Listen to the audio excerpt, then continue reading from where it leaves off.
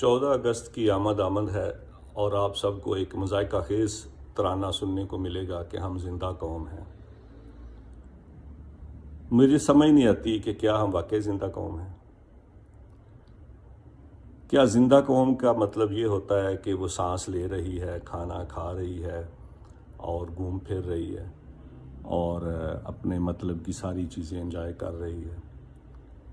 اگر آپ لوگوں کا خیال یہ ہے کہ یہ زندہ قوم کی نشانی ہے تو میرے خیال میں یہ ایک مردہ قوم کی نشانی ہے۔ یہ زندہ قومیں ایسی نہیں ہوتی۔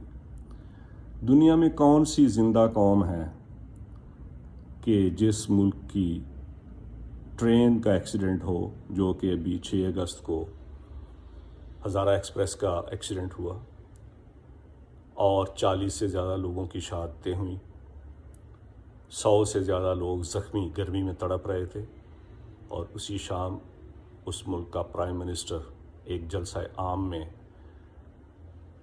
گانوں کے اوپر جھوم رہا تھا اور لوگوں میں تقریریں کرتا پھر رہا تھا کہ میری آج ساری تھکاوٹ اتر گئی آپ لوگوں کو دیکھ کے،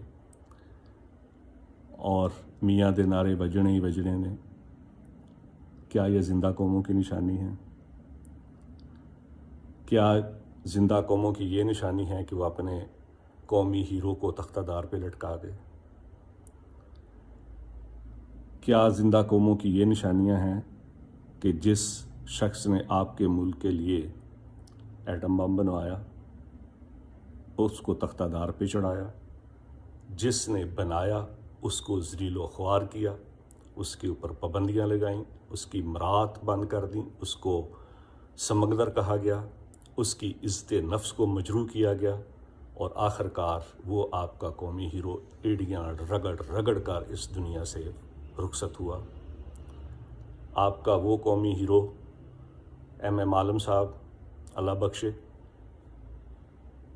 ان کی آپ نے مراد ختم کی، ان کو ایک کمرے میں بند کر دیا، اور وہ بھی اسی طرح ایک کمرے میں انہی پابندیوں میں ایڑیاں رگڑ رگڑ کر اس دنیا سے رخصت ہوئے۔ کیا زندہ قومیں ایسی ہوتی ہیں؟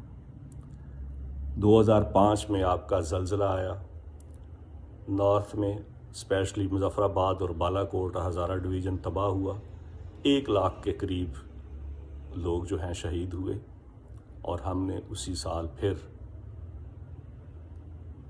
یہی ترانہ گایا کہ ہم زندہ قوم ہیں، جبکہ اس وقت تک ابھی ریسکیو بھی کمپلیٹ نہیں ہوا تھا۔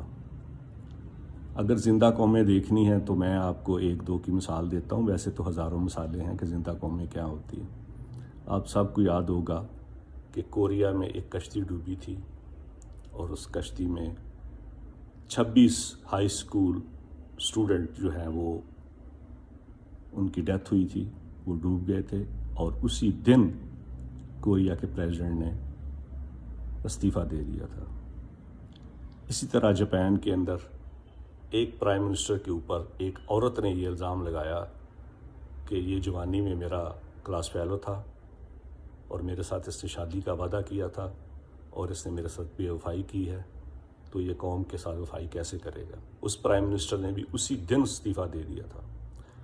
1994 میں جاپان میں ایک زلزلہ آیا کوبے سٹی میں، اور اس میں 5400 لوگوں کی موت واقع ہوئی، اور جاپان نے اعلان کیا کہ اگلے 5 سال کوئی تقریبات نہیں ہوں گی کسی قسم کی بھی۔ تو یہ ہوتی ہیں زندہ قومیں۔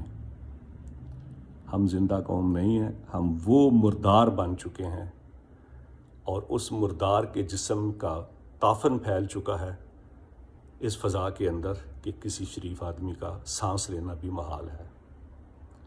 تو ہم کس طرح سے کہیں کہ ہم زندہ قوم ہیں؟ ہم زندہ قوم نہیں ہیں، ہم ایک مردار قوم ہیں۔